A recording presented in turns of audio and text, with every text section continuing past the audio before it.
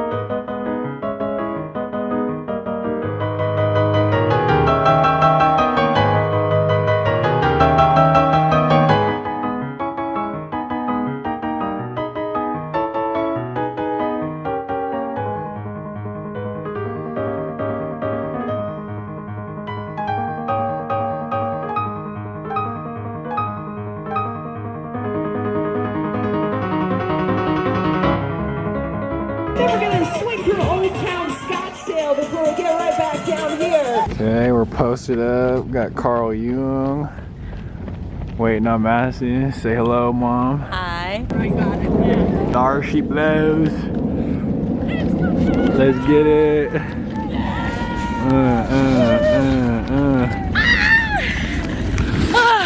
Nice. All right, I said, what do you got to say? She finished the marathon. What you got to say? Ah, she built different. Built different.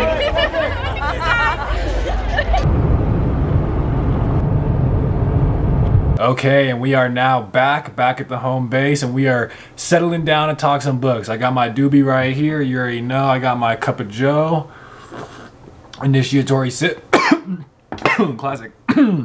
Where was I? So for this video, I wanted to just go through some recent sort of literature I've been reading, and I'm not going to give a whole breakdown, but I wanted to take something from each piece and kind of just talk about one of the most recent ideas that sort of stuck out to me. So I want to start with a Martin Luther King Jr. speech, in fact, the last one he gave before his death. And then I want to talk about too this book I've been reading by Jung, Modern Man in Search of a Soul, and last but not least, we will talk about War and Peace. So as always, I got my doobie right here, and today we are smoking this one. You know what? We'll do it for all the authors, but we'll also smoke this one for Madison for running that half marathon. 13.1 miles. Would you believe it? I could never. So if you got your doobie at home, go ahead and spark this for Madison and all these authors that we are going to talk about. Okay, so like I just said, I wanted to kick us off with a speech by Martin Luther King Jr. It's commonly known as I've Been to the Mountaintop. And this, like I said, this is a speech that he did sort of impromptu. He had no notes, and it was a spontaneous. In fact, I think somebody else was set to perform for him, but the people wanted Martin because at this point he is exhausted from all his travels. He's becoming more and more unhealthy just from the lifestyle and the stress, multiple death threats, this, that, and the other. But the people called and he answered. So he went to this, it's some church in Memphis, Tennessee. And this ends up being the final speech of Martin Luther King Jr.'s life. And the very next day, sometime in the afternoon, Martin Luther King is famously, infamously, we could say, assassinated. So keep all that in mind as we're watching this clip, which I'm about to play, of Martin Luther King. It's sort of the climax of the speech, but let's just take a look what Martin's got to say. All we say to America is be true to what you said on paper.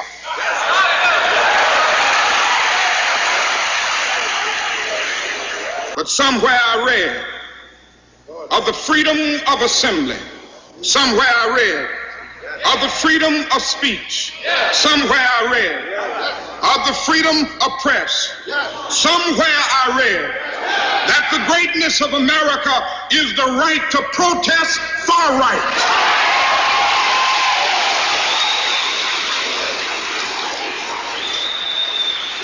And so just as I say we aren't going to let any dogs or water hoses turn us around, we aren't going to let any injunction turn us around.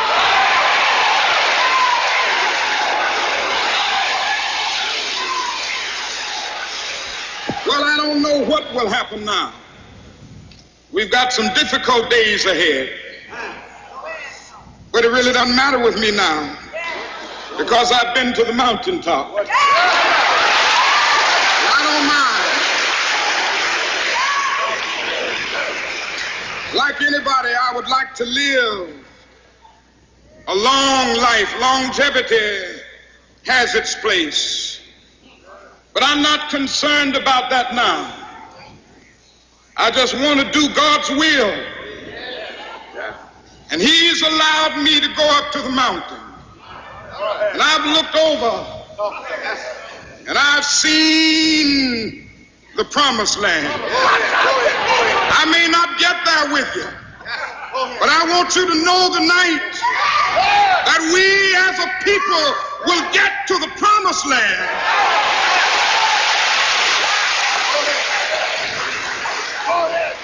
So I'm happy tonight. I'm not worried about anything. I'm not fearing any man. Mine eyes have seen the glory of the coming of the Lord.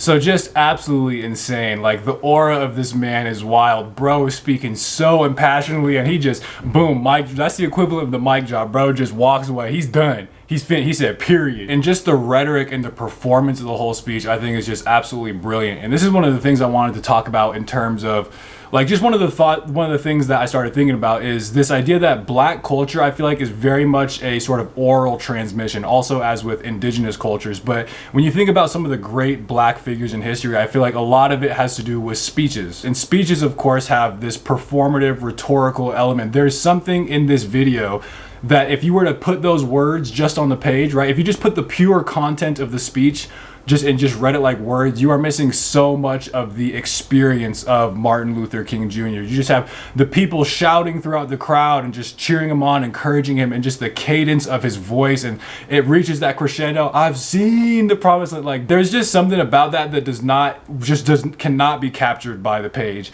And what it reminds me of is this book I read recently, The Narrative of Sojourner Truth, who was like a lecturer, slave abolitionist, woman, feminist, and back in like the, I don't know, I think it was like the late 1800s. But the biographer, at first I actually thought it was just sort of bad writing, but he keeps saying throughout the book that like he would like transcribe what Sojourner's saying, but he makes a point to say you cannot express in words the actual experience of this, the cadence of her voice and her singing, and just the effect and the charm she has on people. He says that at multiple points throughout the book that is just not being captured on the page. And like I said, I kind of thought about that as lazy writing. Like, it's just like, it was indescribable. But I tend to sympathize it more when I see videos like this of Martin Luther King Jr. Because you just imagine that speech, but just reading it, it's an entirely different experience. And I thought, just in terms too of the historical element of it, how he gets assassinated the next day, but he's saying he's seen the promised land. I may not get there with you, but I've seen the promised land. That comes, and of course this is biblically informed because Martin Luther King Jr., he was a Christian reverend. But I just wanted to, it's nothing crazy, but I just wanted to read some passages of the Bible upon which I think the speech is based. So he says, Moses went up to Mount Nebo from the plains of Moab, then climbed Pisgah Peak, which is across from Jericho. Then the Lord said to Moses, this is the land I promised on oath to Abraham, Isaac, and Jacob when I said, I will give it to your descendants. I have now allowed you to see it with your own eyes, but you will not enter the land.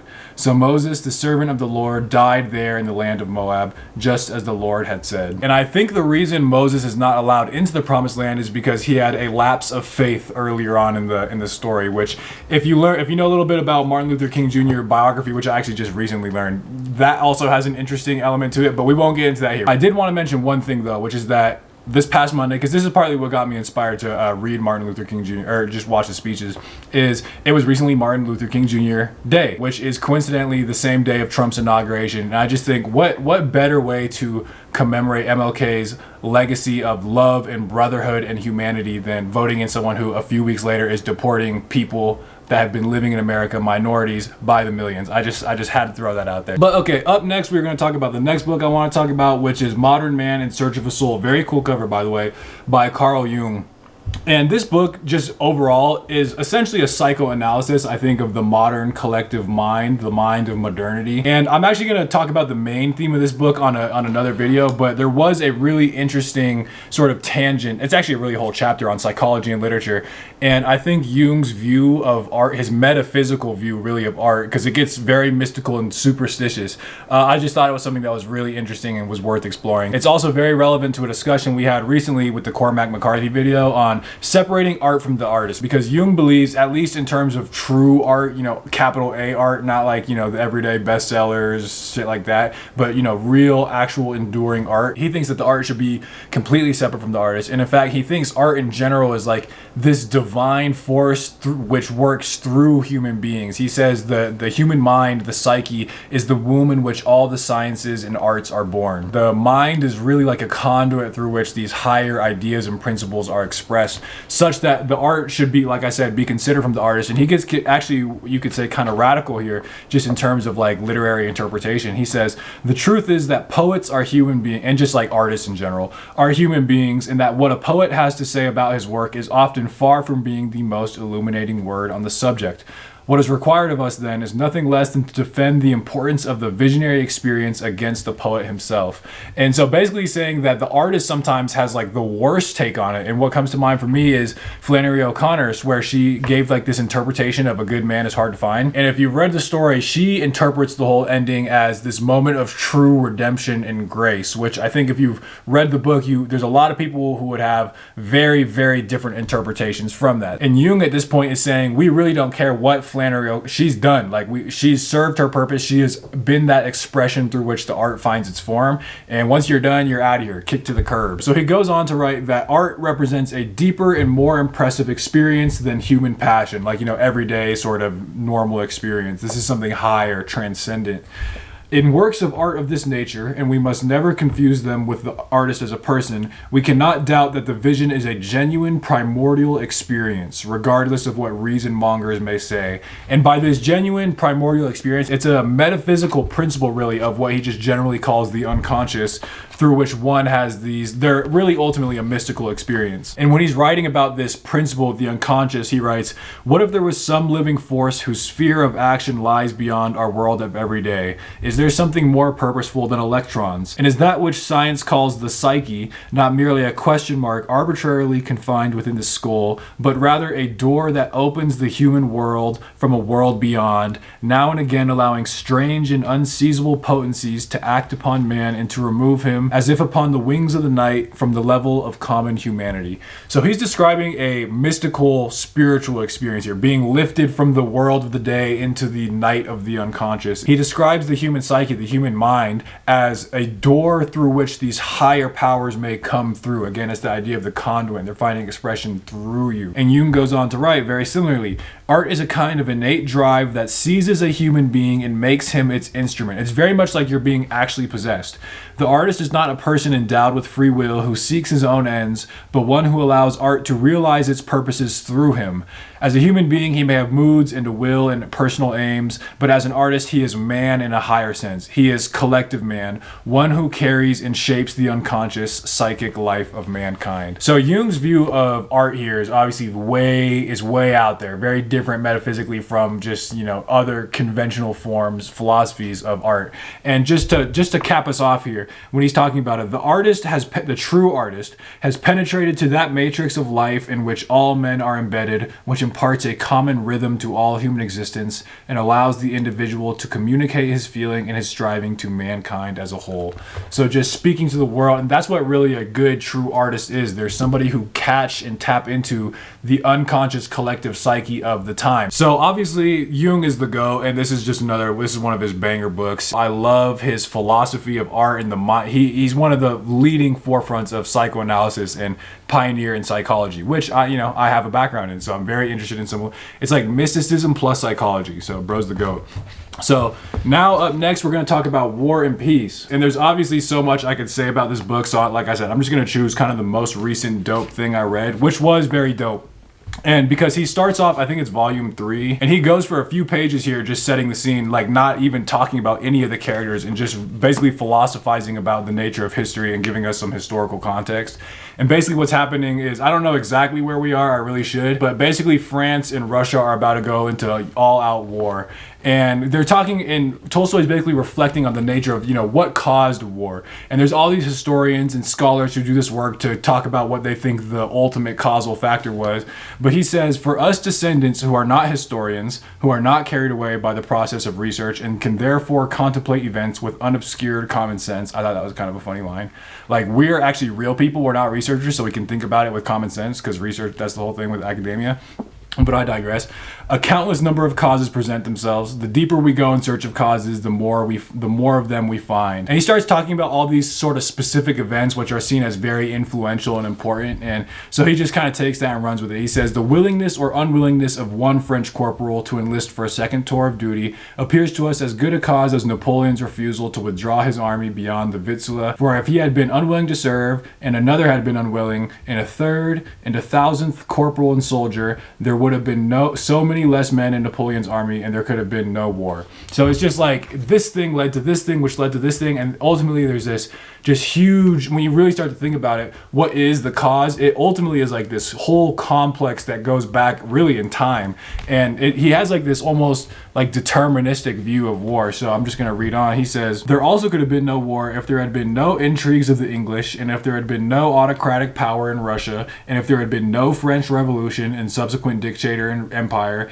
and all that produced the French Revolution, and so on. Without any one of these causes, nothing could have happened. Therefore, all the causes, billions of causes, coincided as to bring about what happened, and consequently none of them was the exclusive cause of the event, but the event had to take place simply because it had to take place. Which, there's just another Tolstoy banger for you. And this is just, again, the most recent thing that I thought was interesting.